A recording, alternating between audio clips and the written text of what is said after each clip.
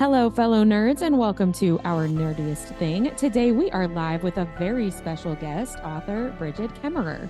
Brigid is the New York Times bestselling author of more than a dozen dark and alluring novels like Defy the Night, A Curse So Dark and Lonely, and Letters to the Lost.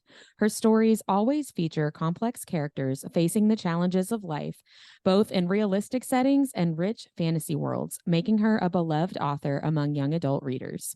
A full-time writer, Brigid lives in the Baltimore area with her husband, her boys, her dog, and her cats. When she's not writing or being a mommy, you can usually find her with her hands wrapped around a barbell. Welcome to the podcast. Thank you. Your family, I hope. I mean, and I'm not with my kids. I'm holding barbell. No, that would be wrapped around a neck. Well, in your bio, like it's funny because it says you're a beloved author of young adults. I'm no young adult, and I love your book so much. Yes. Oh, thank you.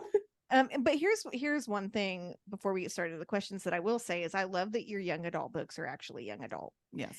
I mean, I can't tell you the number of times I go to the used bookstore and I'm like, I would never let my teen read that book. Right. And, I like that there's a little bit of romance in your books, but, anything that does happen is very closed door and, it's appropriate really for, I would say like 12 and up, as long as they can handle the socioeconomic parts of things. But yeah, I mean, thanks for being a young adult author in the young adult world. Yes. Yeah. Well, and I love that you started there, especially right now, because, there's so much conversation right now about book banning and what's appropriate for young people to read. Mhm. And because I spend so much time really thinking about, I am a mom.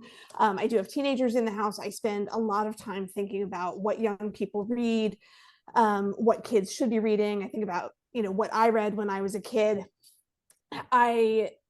I do think reading is absolutely one of the safest ways to explore and discover pretty much anything, because, our imagination is only ever going to take us so far. It's not like watching something on a screen. Once you see something, you can't unsee it, right? But reading, you can only imagine it as viscerally as you can, right? And my husband and I were even walking the other day, and he was talking about a Stephen King novel that he read when he was in high school, and I think it was Misery.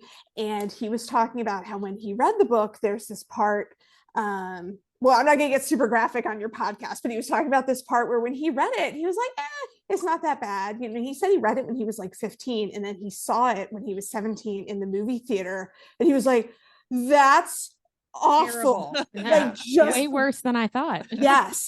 And I think that sometimes when adults read books, and I'm talking more about violence and things like that, when adults read books, we come to it with these adult sensibilities because we have so much more life experience, and we're reading things that kids are reading, and we're like, whoa, kids should not be reading this.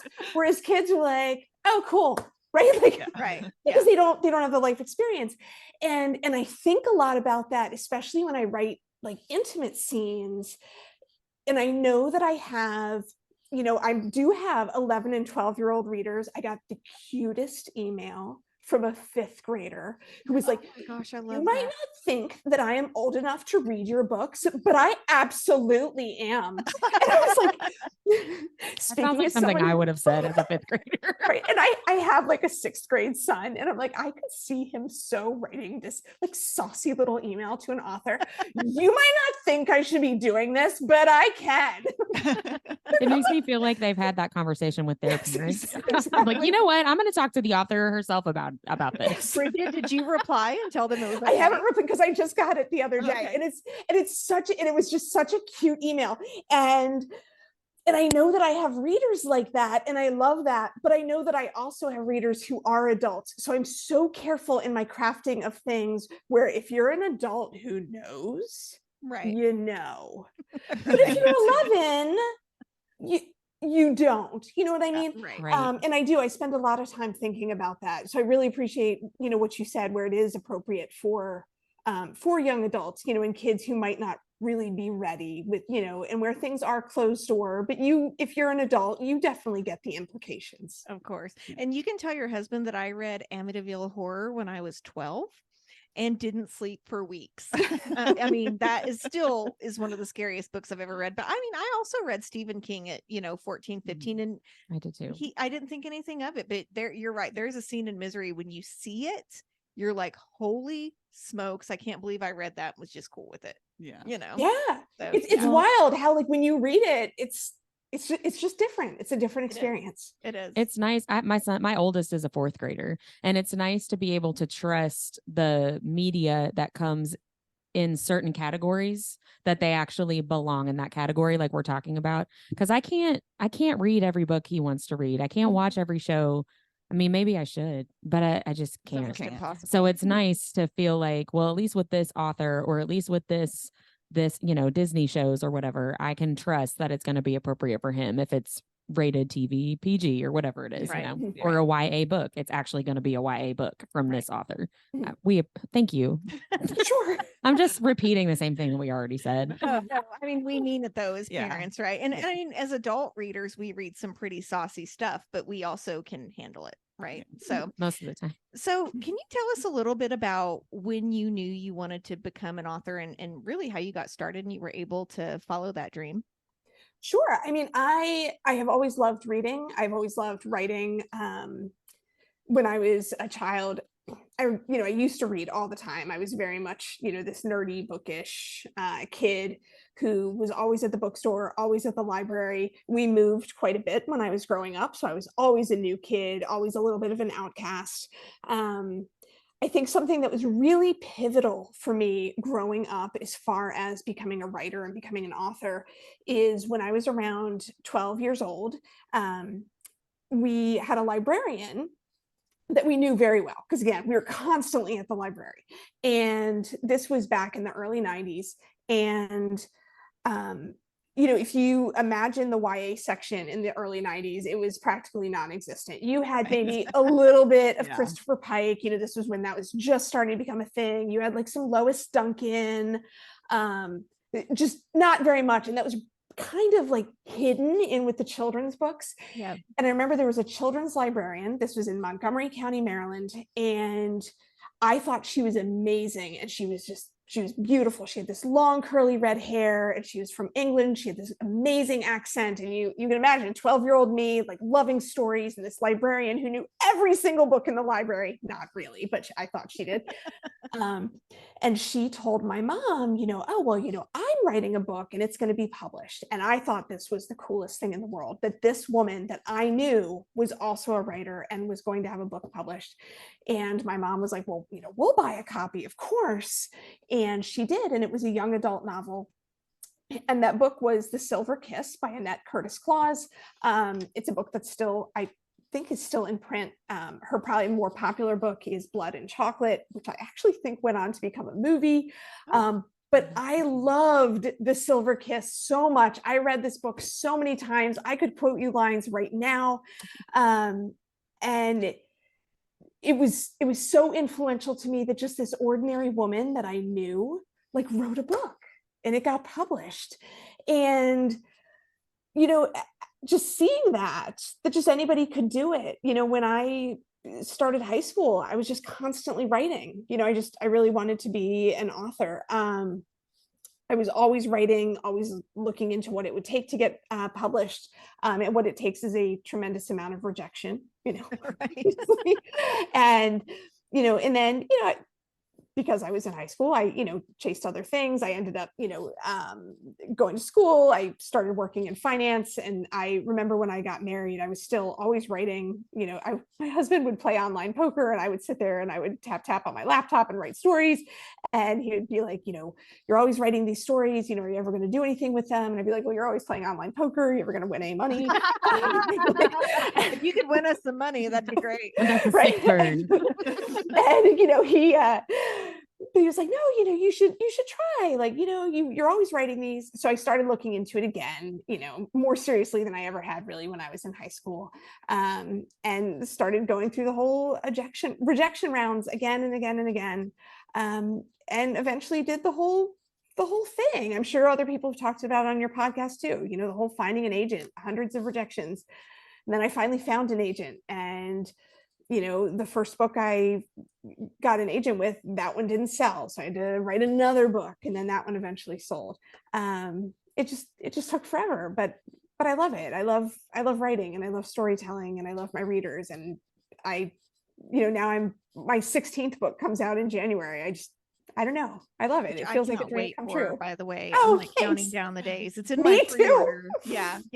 And I will tell you, I finished the second book in the Defy the Night series, and I went to Libby to get the third one, and I was like, wait a second. Wait, where I'm is this book? sorry. And like I legit text messaged them, and I was like, I'm about to cry. I was really looking forward to Sorry. That's okay, because I went and pre-ordered. So now Thanks. instead of getting it from Libby, I'm supporting the author, which is more important. So, but like when you finish a series and you're like, I must get the next one right this second. That's how I felt, which is a good feeling to have. But January can't get here close enough, right? I know. I cannot wait. I cannot wait. So your books are heavily themed around social disparities and lack of access to healthcare. Can you tell us a little bit more about writing about these very real issues in a fantasy world, and why you choose to do that? Sure. This is a great question. I love it. One of my favorite things about fantasy, especially in YA, is that you can take something really complex and boring, and you can make it really accessible and exciting. Mm-hmm. I think that's one of the reasons that books like The Hunger Games was so fascinating and so popular and so accessible. You can take pretty much anything and wrap fantasy around it, and suddenly it's escapist, but you were still reading about the same exact kind of themes. I really love writing in two different points of view. Obviously Defy the Night has Prince Korik, who is coming from the the elitist side, where he is the royal, and they are in control of the medicine and everything.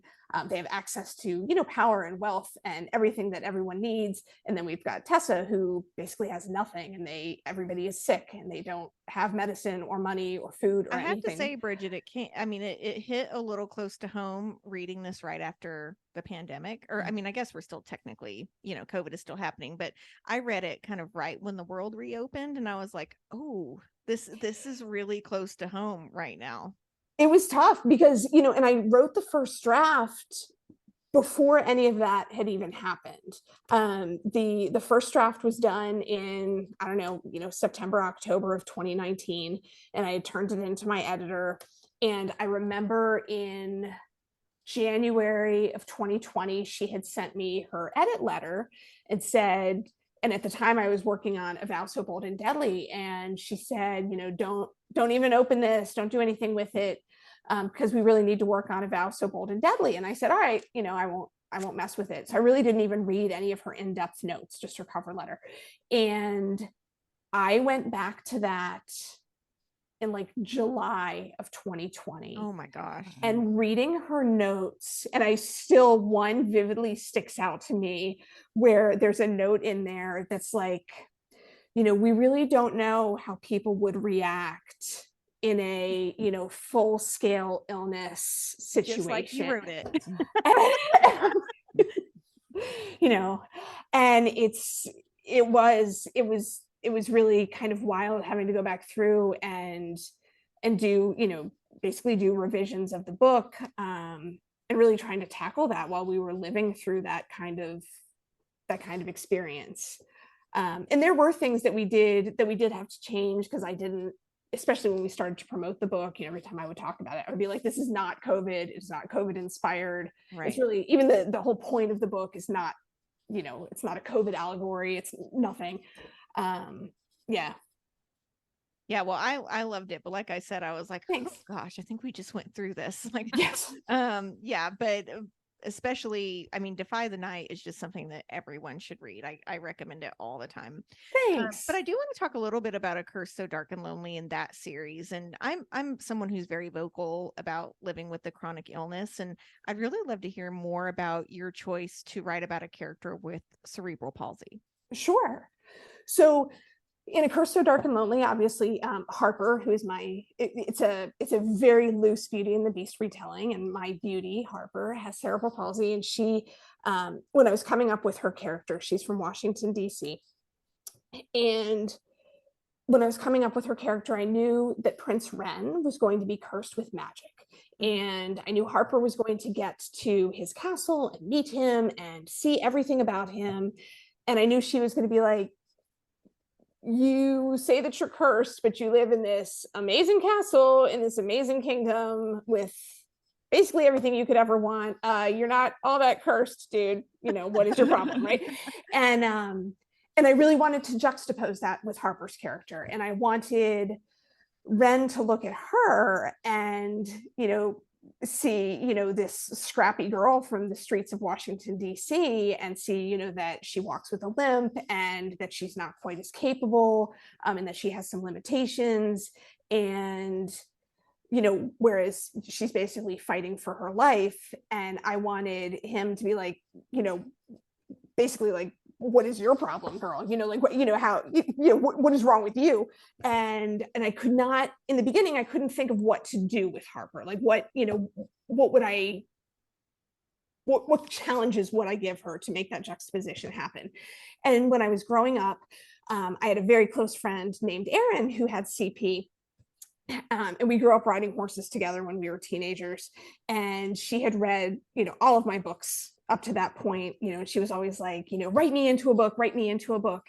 And I remember I texted her and I was like, this is what I'm thinking. And this is what I'd really like to do with this character. Would you help me kind of like springboard my research? And she said yes. And that's kind of, you know, where it took root.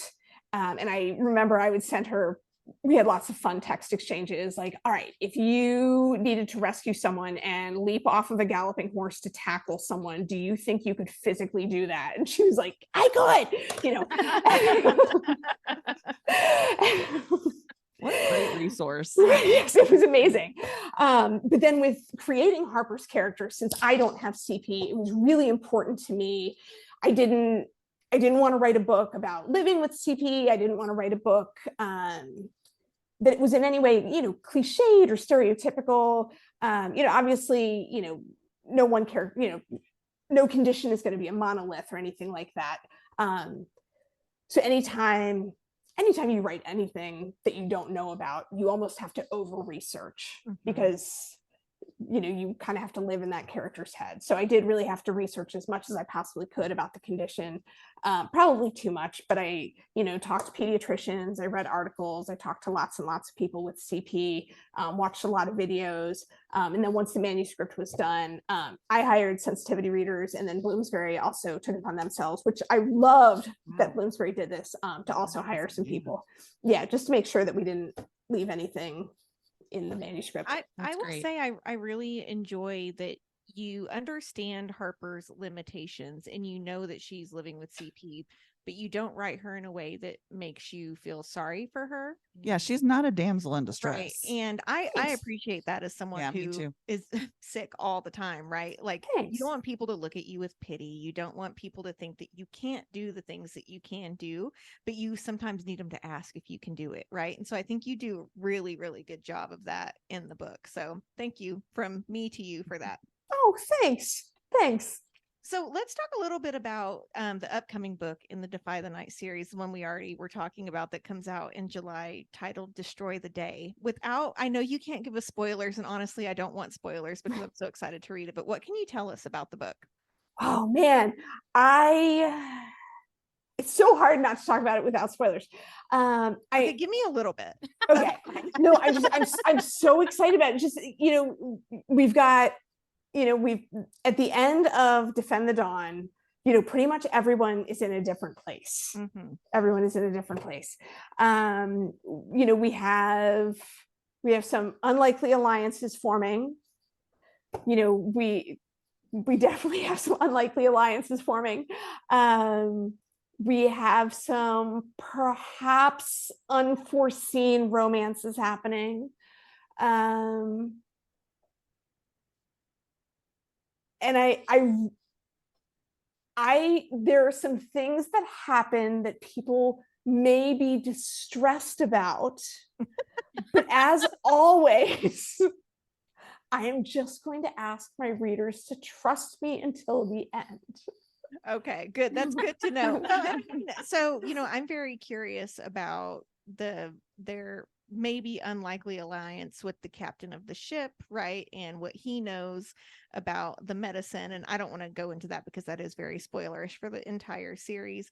But what he knows about it, what his role is going to be. I want to know what's going on with Prince Coric's brother, the king. That's such an interesting side note, and what was happening in book 2. But I guess, one question that this one always needs to know, Whitney, is are we going to have a happy ending? Isn't that a spoiler? Okay, if you don't want to tell us, that's fine.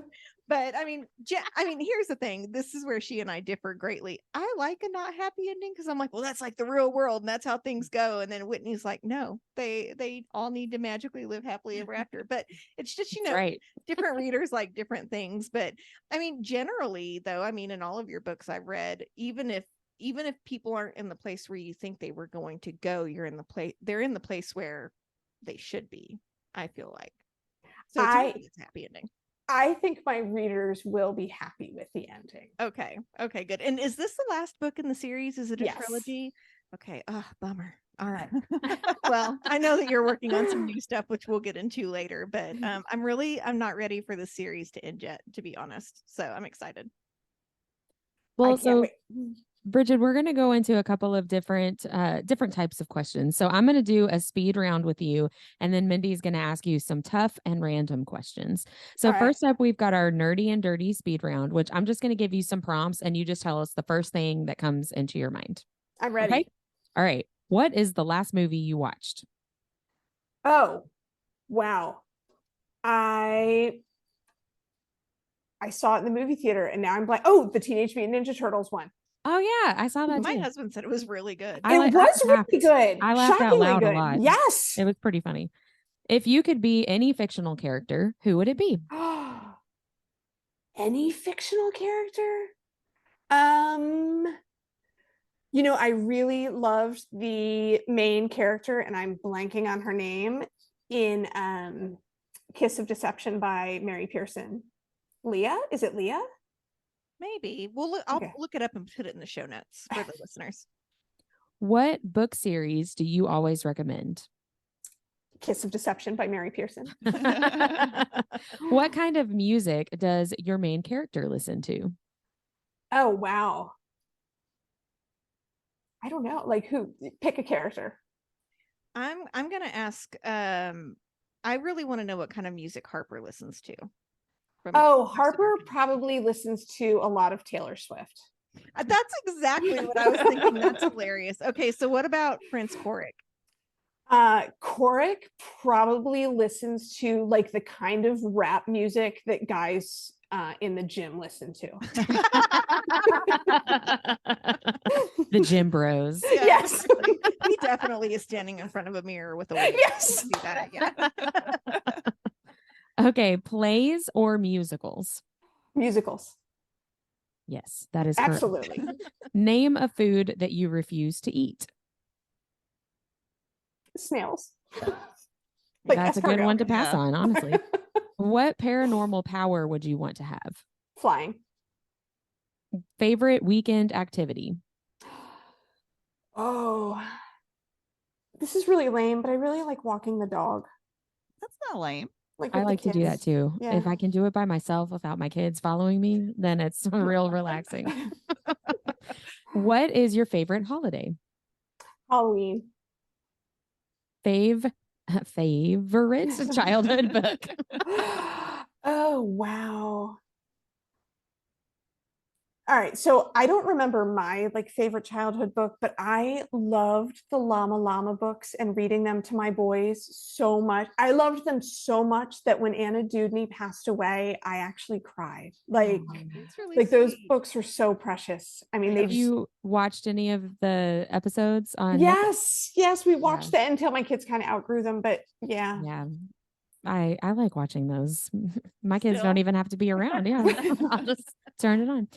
What are you currently reading, or what is the last book you finished and loved? Right now, I am reading The Breakaway by Jennifer Weiner, and I am absolutely loving it. That is all over Instagram right now. Yeah. Is it really? I've seen a lot about that too recently, actually. Yeah, I can't. I don't want to go look for it because I don't want to get any spoilers, but I really cannot put it down. And last in this speed round, what is a guilty pleasure for you? Ooh, guilty pleasure. Probably after the kids get out of school, probably sitting on the front porch and having a glass of wine where I can't hear them like screaming and tearing apart their book bags. That sounds I amazing. feel you on that. That's very similar guilty pleasure, Bridget. I just call it my nighttime routine. Just mommy needs to unwind a little bit. Yeah, we've all been there for sure. Okay, so we're going to move into the 3 tough questions. Okay. Oh, all right. They're not that tough. Sometimes they are. I don't know. So I'd love to know a scene that you edited out of one of your books that you really, really wish you could have kept in. Oh, see, that's tough because I usually keep them like That's great. Yeah. Yeah, I mean, if I want to keep them, I usually fight and find a way to keep them. I'm trying to think if there's any that I ever like cut. No. Is there a scene that you wish you would have, now that you have published the books that you are like, man, I wish I kind of would have added this. Is there anything like that? I do wish in the second book of the Cursebreaker series, A Heart So Fierce and Broken, I wish I had some chapters from Prince Ren's point of view, and anyone who has read that book knows I would why. like those. Yeah.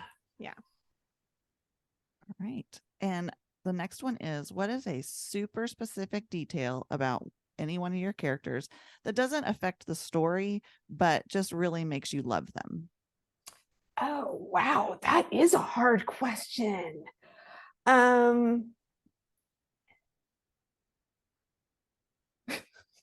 This is so stupid. We love those answers. Those are the best ones. So, oh, no, it's so stupid. I can't even use this answer. I mean, I can. So oftentimes when I am like deep in a book and like I am out shopping with my kids or like running errands or whatever, I will like walk through a grocery store and I'll be like, oh, that's something that Gray would buy. Or, oh, I love that. I actually love that answer. Yeah, I love that It's so fun. Like, Ren would really like that kind of pasta. And it's like, it's so stupid. It's No, not I stupid love at all. that. That's great. You know your characters. That's Yeah. what makes your books so good, right? Oh, You thanks. know what you're writing about. Yes. All right. So what is the book character, or who is a book character that you would want to meet in real life, and how would you spend that time with them? One of mine or just any character in ever? Whichever. All right, well, I'll do one of mine. I mean, I would probably say, I'd probably say Harper, because she just seems like she'd be so much fun to hang out with. We go horseback riding. I mean, it would be cool. In Emberfall, of course, not like here, because I go to DC. Well, and she'd make sure you didn't take crap from anybody while you Yes. Yeah. That's great. I love Harper, by the way. I loved that book. Thanks. So now we're going to move into 4 random questions. Okay. All right. You share your love of CrossFit on social media. What is your favorite exercise to do, and what is your biggest accomplishment in that community? So I would say my favorite is probably deadlift. And probably my biggest accomplishment, I finally got a pull-up this year. And I mean, it's taken me years to get a pull-up. So I think that is like CrossFit. The whole thing is so impressive. I really do. I think I'm so in awe of people who can stick with that. I mean, it's got a community like Yeah. Instagram does. Yeah, I mean, know. Yeah, no, and I love it. each other up in Yeah. it. Yeah, that's super impressive. Okay, what scene from a book inspires you on a daily basis? Oh, wow. I would, again, not to go back to Mary Pearson's Kiss of Deception, which Always if I go haven't back. mentioned, I love it. There is a scene near the end of the book, which I do think about often, where the princess has to dig some graves, and it's just a very dark moment for her. And she's kind of been taken prisoner, and she really wants to dig graves for some people. I'm trying not to spoil anything. And they, the people who've taken her prisoner aren't going to let her. And she's basically like, then, I'm just going to kill myself right here. Like, if you don't let me dig these graves. And the people who've taken her prisoner, like it's like against their religion or something. I don't remember fully the details. And ultimately, not only do they let her do it, but they end up helping her. And it's a really moving scene and a really poignant scene, because of the way that, she talks to them and explains why it's so important to her. And so probably that one. I love that. It's like standing up for what you believe in. Yes. And persevering through it and making sure it gets done. I love that. Have you ever seen a ghost or had any paranormal experiences? Yes. Oh my God. The house we used to live in, which bizarrely was across the street from where I live right now. We moved, we moved like 3 months into the pandemic. We had lived right. Like didn't, right. We used to live in this tiny little Cape Cod house that was like 70 years old. That was our starter home that we bought when we first got married, and then we had 3 kids, and then the pandemic happened and we were locked in there together, and we were like, get out. But we that house had so many creepy things happen in it, constantly things rolling across the floor, like doors would open in the middle of the night. Sometimes we would see stuff on the camera, like light would move across the floor. Oh yeah. Yeah, that's creepy. That's a big nope for me. I take it nothing followed you from the house then? Nope. Good deal. Do you ever knock on the door and say, hey, do you see anything? No, I've never told them. They're probably just wishing someone else knew. Yeah. They're like, I don't want to tell the neighbors. They're going to think I'm crazy. Right. Yeah. Okay. So the last random question is, what is your zombie apocalypse plan? I don't know. To ask my husband to help me to make sure my glasses don't break. I don't know. That's a good one. I think that is a good one, honestly. I would panic if my glasses broke and there wasn't you can't an see. obstetrician to, Someone said that to me a year ago. I'm not an optometrist. Neither of us were right. Yeah. Yeah, someone said that to me a year ago. They were like, if my glasses broke in the zombie apocalypse, I would be lost. And that was a fear I had never had. Yeah. And now I'm like, great. Anxiety unlocked. I'm like, I'm never throwing a pair of glasses away. Yeah, you have to worry about all kinds of things. I watched The Walking Dead for several seasons, and it was like, well, what about this? Like, oh, I hadn't thought about that. Like, there's all kinds of day-to-day stuff that why I didn't like watching it, because I was like, oh, here's all the things you can be scared about. Got to be ready. So Destroy the Day is the last book in the Defy the Night series. So what are you writing? What are you working on now? Well, not now that it's complete, but so right now, I'm putting the finishing touches on the sequel to Forging Silver into Stars, which is the spinoff series from the Cursebreaker series. And I can't reveal the title or the release date yet, because we haven't revealed those. And then I have some other secret stuff in the works that I can't talk about yet, but I'm very excited about. It's funny because one of the things I put on here in our notes was ask her about the secret project she mentioned at Imaginarium. So I'm assuming you still can't tell us. I can't. I'm sorry. That's okay. When do you get to make those announcements? When they tell me. It's TBD. Yes. So I'm part of Helena Hunting's group on Facebook, and every time she says something, like somebody will ask a question, she's like, I can't tell you, and they're like, well, thanks for nothing. And she always does hashtag you're welcome for nothing. So we saw you at Imaginarium. We were lucky enough to have a table next to you in one of the rooms. Do you have any other events or festivals coming up in the next several months? Yep, I'm going to be at the Harrisburg Book Festival. That's coming up in October. I believe it's I don't know the date off the top of my head, but it's like the middle of October. I think it's like October 15th, right? Maybe the 21st. It's right around there. And that's in Pennsylvania. I'm very excited about that. There are a lot of other big name authors who are coming. I'm super excited. That's the only other one I have. I mean, I'm going to be in Prague in the Czech Republic. If you have any listeners there, I'm going to be at Humbug Fest. We do, yeah. Do you? That's amazing. Yeah, I'm going to be at Humbug Fest in the beginning of October. I'm really excited about that. I've never been to Prague before. That's awesome. And yep, those are my two big ones coming up. Will you be at Imaginarium next summer? As of right now, it's not on my calendar, but it's still a little early for next May. Yeah. We'll keep our fingers crossed then. So where can we buy your books, and where would you prefer readers to buy your books? So my books are available anywhere books are sold. For personalized signed copies, I do have a local indie. If anybody wants a personalized signed copy, they do ship internationally. And that is Park Books in Severna Park, Maryland. But anywhere people can access books legally is absolutely fine with me. And library checkouts are always welcome. That does support authors as well. Yeah. Where can we find you online?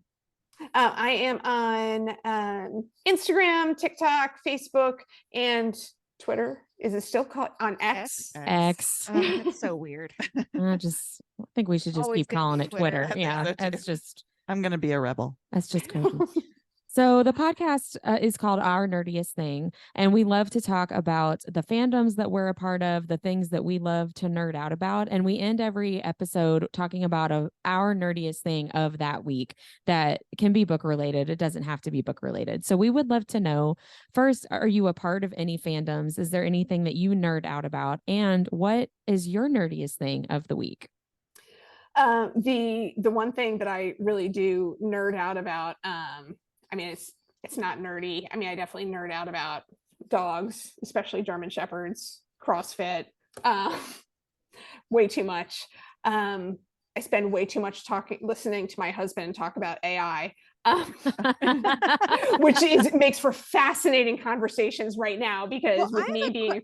Yeah, I have a question. How do you feel about that as a creator? Well, it's, because he is an IT guy and he's all like, it's amazing what AI can do. Like, this is going to revolutionize technology. And I'm like, honey. Yeah. And so we have a lot of really, really fascinating conversations. And I do, much like everything else, there is a huge pendulum swing. There was a fascinating conversation on Reddit recently where somebody was asking for advice about their query letter, about how to basically they were just asking for advice on how to make sure like all their punctuation and things like that in the query letter were correct. And all of these people were suggesting use Grammarly, in Gmail it'll check your punctuation, if you download this other software. And somebody said use ChatGPT to edit it, and somebody else was like, all of these people were downvoting it and saying don't use ChatGPT, AI is terrible.